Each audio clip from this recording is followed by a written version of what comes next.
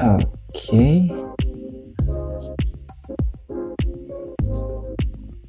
Oke. Tes.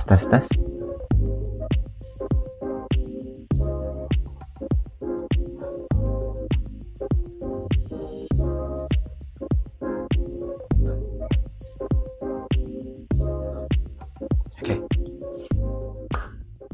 Halo teman-teman semua. Jadi hari ini aku ingin untuk membuat semacam video, semacam recap gitu untuk seminggu ke belakang yang udah aku alami. Jadi kontennya kayaknya bakal aku namain weekly review gitu.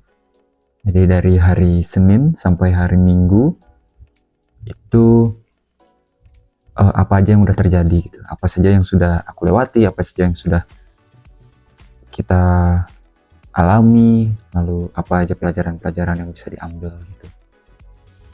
Nah seharusnya kan dimulai dari Senin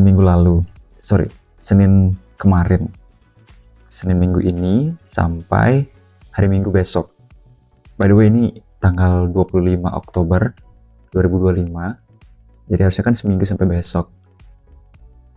Cuma karena harusnya aku sudah bikin satu weekly review dari minggu lalu, yang harusnya sudah ada weekly review satu, tapi aku belum take juga. Jadi kayaknya aku sekalian aja bikin dari tanggal 13 Oktober sampai 25 Oktober hari ini gitu. Jadi singkat-singkat aja, kita nggak perlu bikin yang terlalu ribet. Niatnya semoga hari Senin video ini bisa upload, lalu dibarengi dengan hari Kamis mungkin bisa upload satu konten lagi, kemudian hari Sabtu bisa upload satu konten lagi. So we're gonna make it simple but consistent, hopefully consistent, hopefully. Oke, kita mulai dari Senin 13 Oktober 2025. Hampir sudah 2 minggu lalu ya, banyak yang bakalan aku lupa, tapi kita coba recap apa-apa aja yang sudah terjadi. Oke, Senin 13 Oktober yang aku catat itu aku ada permasalahan kayaknya sama mandor.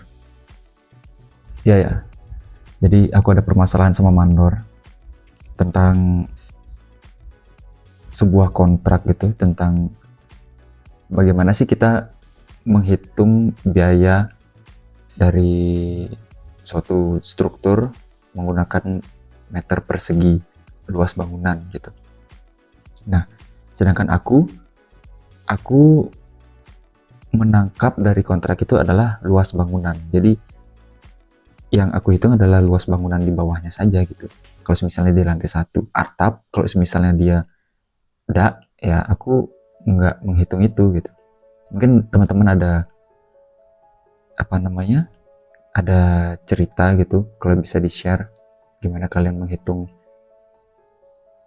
biaya per meter persegi untuk struktur. By the way, ini udah kerekam belum ya? Kayaknya sih udah kerekam. Semoga sudah kerekam.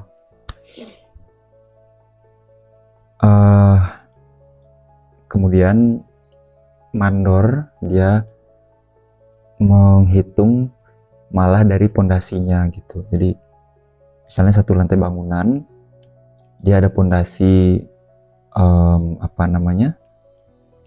pondasi cakar ayam sampai plat lantai 1, lantai bawah itu dihitung satu lantai. Kemudian dari kolom sampai daknya itu dihitung satu lantai. Jadi kan dalam satu bangunan itu dihitung jadi 2 lantai gitu. Nah, sedangkan aku yang menginterpretasikan di awal itu bahwa yang aku hitung adalah luas bangunan, aku nggak hitung seperti itu gitu. Jadi kan untuk apa aku menghitung atap gitu, padahal yang hanya harus aku hitung adalah luas lantai bangunannya aja gitu.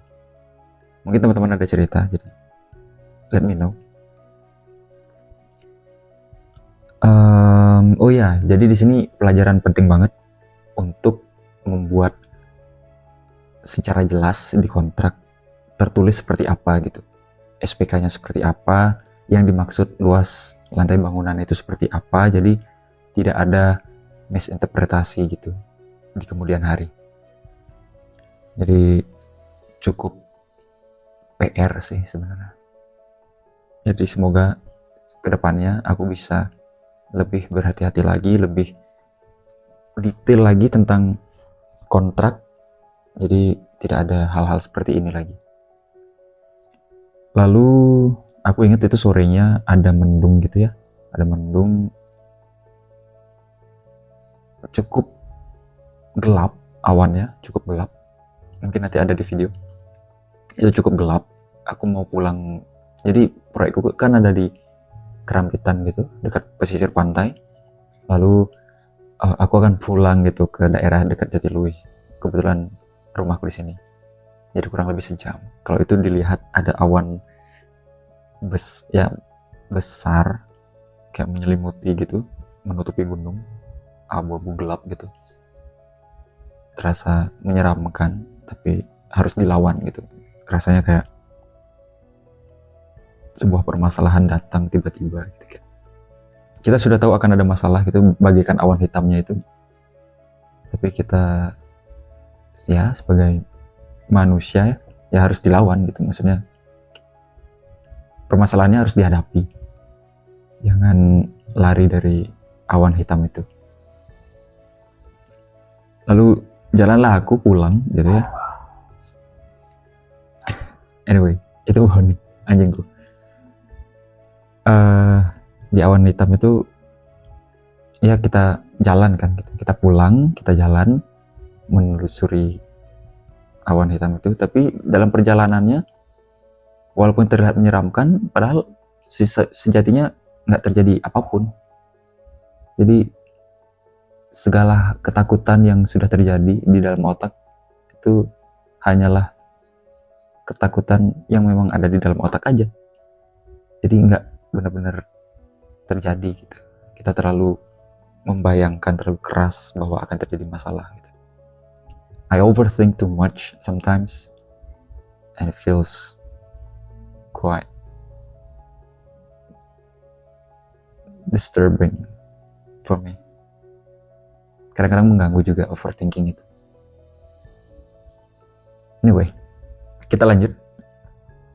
14 Oktober itu aku ngerasain itu harinya panas banget. Itu hari panas banget, mungkin terpanas di minggu itu ya. Memang sangat terik saat itu, hari Selasa. Karena ini, kebetulan ini kenapa aku bisa ingat, karena aku ada nyatet. Jadi aku ada nyatet tanggal 14 Oktober panas banget, mungkin terpanas di beberapa hari terakhir gitu. Jadi aku membuat catatan. Lalu 14 Oktober itu aku mulai start gym lagi, karena beberapa minggu sebelumnya itu aku sakit, jadi aku nggak sempat nge-gym. Dan mungkin aku juga akan share progress gymku. Kita bisa lihatlah nanti gimana hasilnya gitu. Sebenarnya gym itu ya hanya 20% gitu menurutku. 80%-nya itu diet menurutku. Jadi gym cukup sejam ya guys. Jadi jangan lebih-lebih. Jangan dibuat 2 jam. Kecuali kalian memang hidup dari gym itu. Tapi kalau yang seperti aku yang hanya gym untuk sehat dan menjaga tubuh, aku rasa sejam itu sudah lebih dari cukup. 1,5 jam fine, tapi sejam itu udah oke. Oh ya, kemudian di tanggal 14 Oktober itu juga aku ngobrol-ngobrol gitu ya bareng sama teman-teman, ngobrolin tentang percintaan gitu ya. Biasalah teman-teman kantor kita sharing gitu tentang hubungan, tentang bisnis, tentang gimana sih pengalaman sebelumnya. It was quite fun tentang obrolannya. Cuma aku kurang nyatetnya di sini adalah di note aku tidak mencantumkan apa yang aku bahas. Aku hanya membahas ngobrolin tentang hubungan percintaan bareng teman-teman. Tapi nggak tahu topiknya apa, aku nggak catat. Jadi PR banget. Oke, anyway lanjut. 15 Oktober nggak banyak yang bisa diceritain. Kayaknya ini cuma highlightnya adalah hari ini 15 Oktober itu jatuh di hari ulang tahun Balinese Otonan istilahnya, alias Balinese birthday gitu ya. Jadi aku pulang ke rumah untuk Otonan, jadi merayakan ulang tahun Bali ya, merayakan ulang tahun Bali lah istilahnya. Jadi ulang tahun Bali itu kalau dalam tahun kalender biasa itu 2 kali setahun. Jadi orang-orang tahu, orang-orang Bali pasti tahu. Jadi happy Balinese birthday to me. Oke, lanjut. 16 Oktober kita hari Kamis itu main bulu tangkis. Jadi teman-teman kantor kita sekantor itu semacam member gitu ya di gor dekat kantor, dekat mes. Jadi cuma 15 menit, itu dekat banget. Kita main bulu tangkis.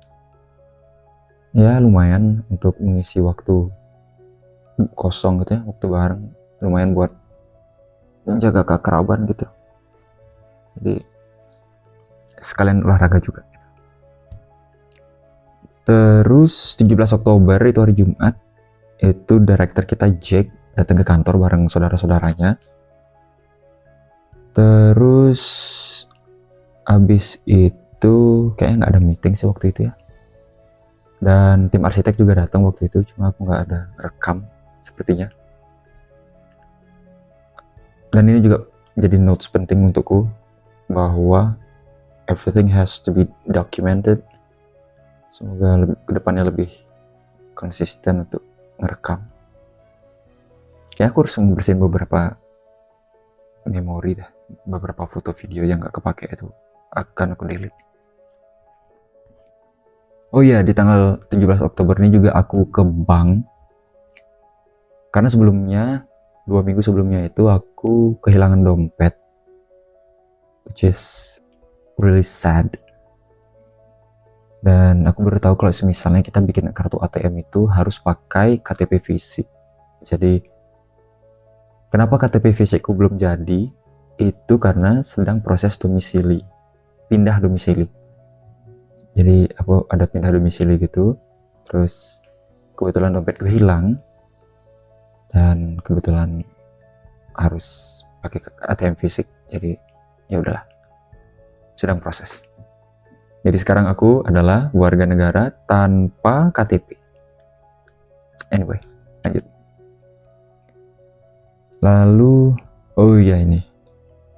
Kalau di Bali, hujannya itu random. Totally random. Hujan itu kayak niat. Suka-sukanya Bali aja udah.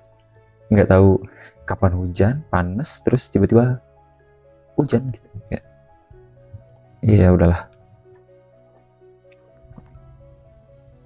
Lalu Sabtu sepertinya aku jalan-jalan gitu ya bareng sama pacar, dan again I need to be more consistent on documenting. Ya aku nggak ada ngerekam sini ya. Kita beli rujak waktu itu.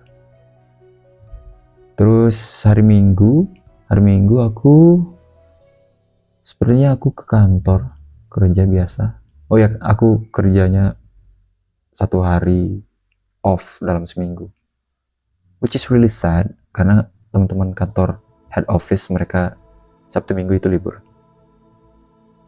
Oh ya, mohon maaf apabila ada suara semacam orang bernyanyi gitu ya, karena di sebelah ada karaoke, tempat karaoke gitu. Itu ngeselin banget sebenarnya, sejujurnya itu sangat ngeselin karena suaranya tembus tembok. Aku nggak ngerti kenapa mereka nggak masang peredam suara, tapi ya udahlah. Oke, kita lanjut ke tanggal 20 sampai 26 Oktober. Oke. 20 Oktober sampai tanggal 26. Kita start dari hari Seninnya ya. Hari Senin itu kayaknya tanggal 20. Let's just say itu tanggal 20. Jadi tanggal 20 yang itu hari Senin, aku berusaha untuk belajar coding dan juga belajar menulis lagi. Lebih ke ngulik-ngulik lagi sih. Aku coba buka Substack. Kayaknya Substack itu mirip dengan Threads, tapi lebih condong untuk para writer beneran.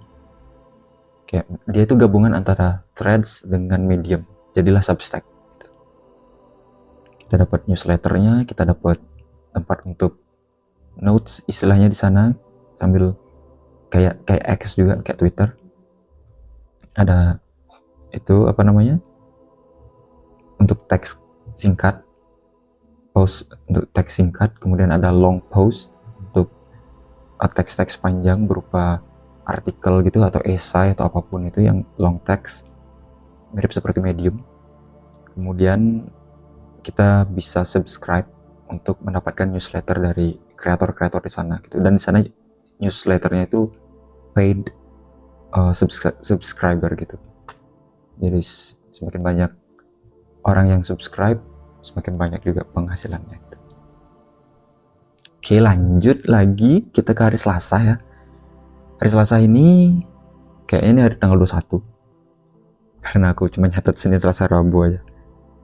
Oke, hari Selasa highlightnya adalah di kantor nggak begitu banyak highlight sepertinya di catatanku.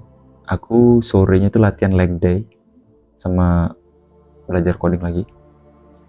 Oh ya, untuk belajar coding aku masih belajar HTML, terus CSS sama JavaScript. Tapi yang baru lancar di otakku itu cuma HTML sama CSS. JavaScript masih belum tersentuh.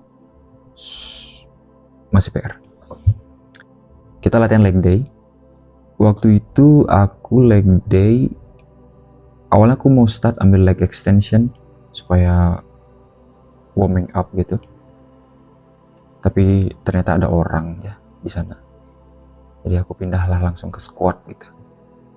Jadi aku start dari squat, kemudian calf raise, kemudian lanjut ke apa ya waktu itu ya, Bulgarian split squat, kemudian aku latihan RDL, Romanian deadlift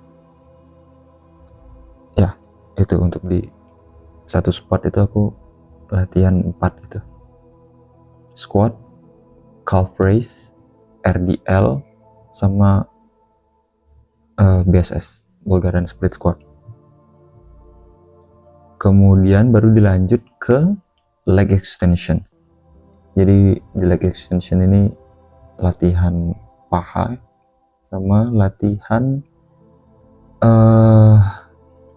apa sih namanya, hamstring itu yang narik, kaki narik lawannya dari leg extension.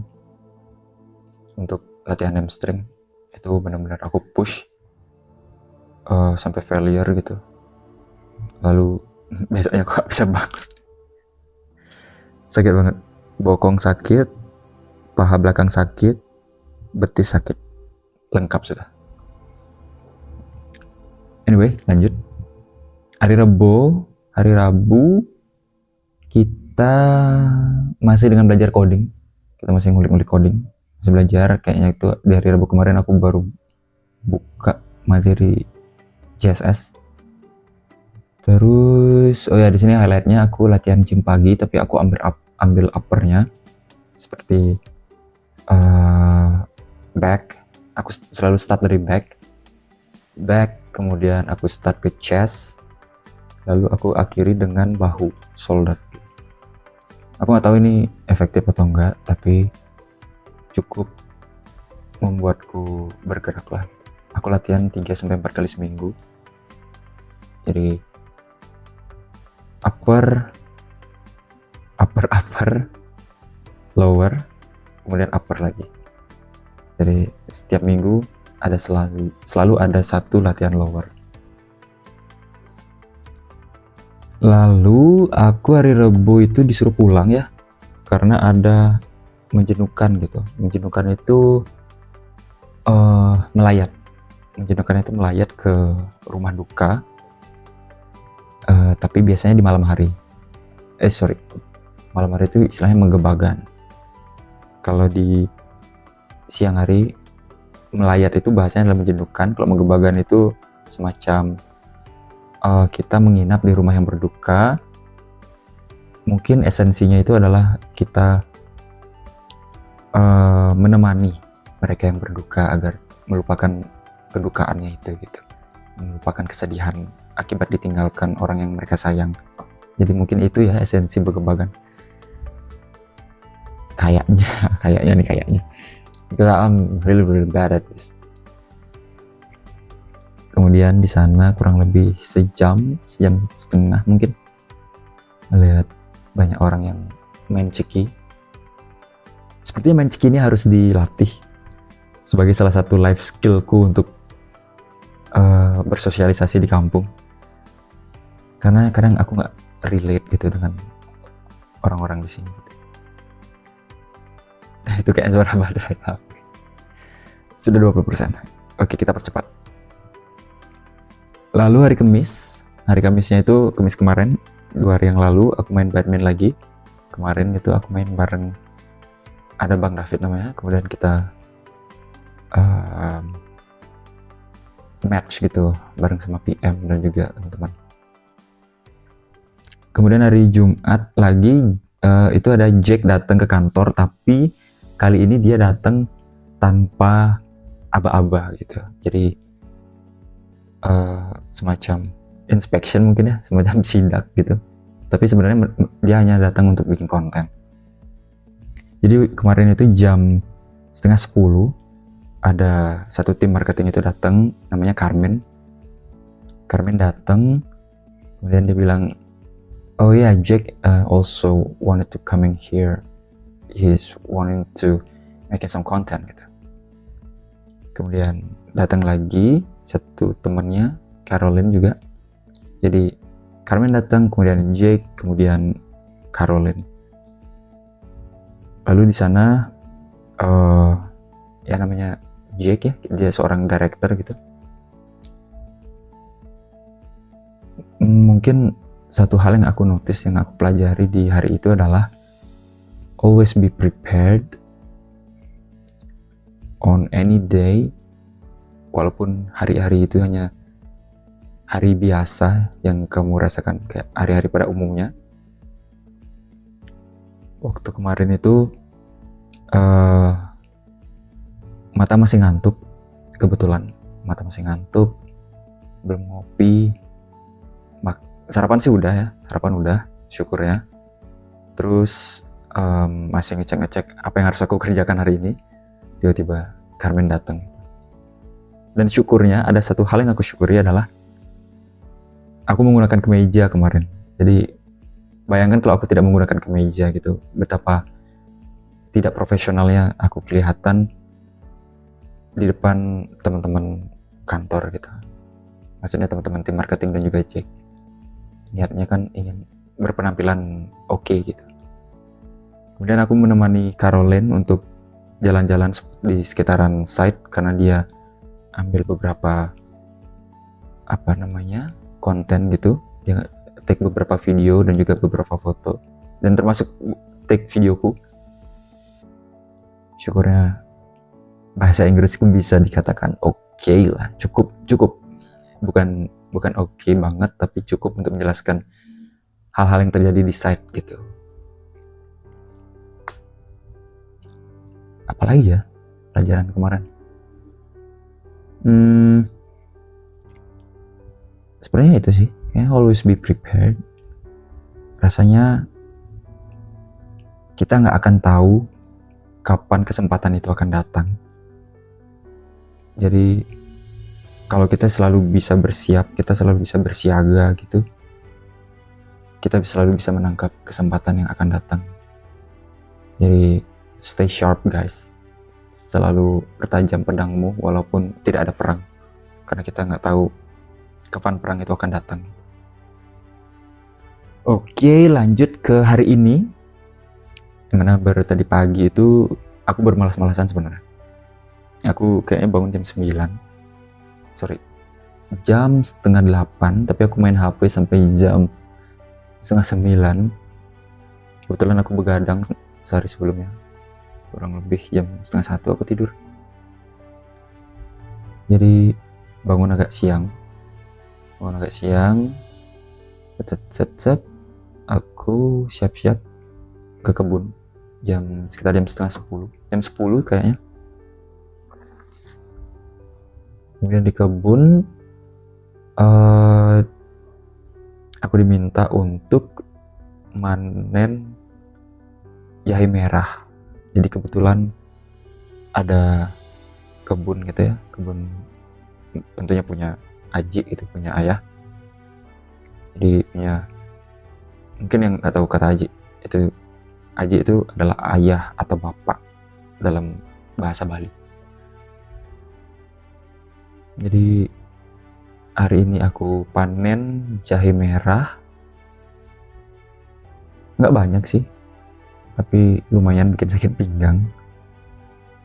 Paling 25 kilo mungkin, kurang lebih sekitar 25 kilo.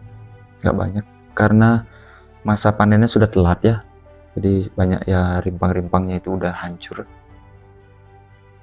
tapi masih ada juga yang masih utuh.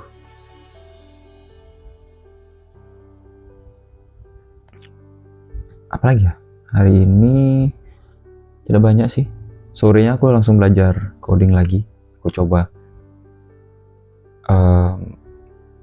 side to side gitu, imitasi menduplikasi coding gitu, dengan harapan otakku langsung bisa memproses apa sih sebenarnya yang aku coding, apa sih yang aku edit gitu, instead of aku menonton video tutorial gitu lama sejam 2 jam itu yang bikin aku ngantuk. Walaupun memang ada prakteknya, tapi aku ngantuk.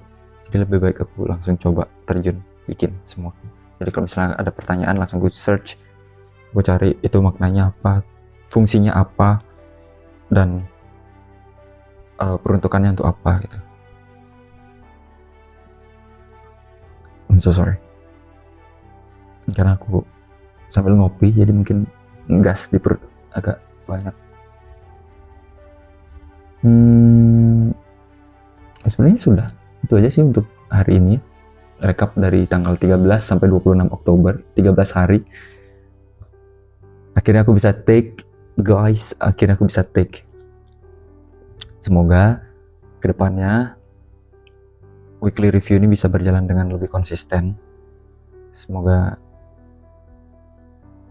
tutur kataku, penataan kalimat itu bisa lebih dilatih kembali, bisa diperbaiki.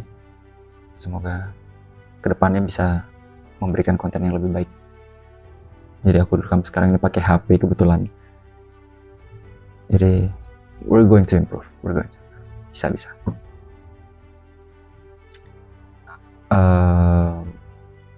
Apa istilahnya?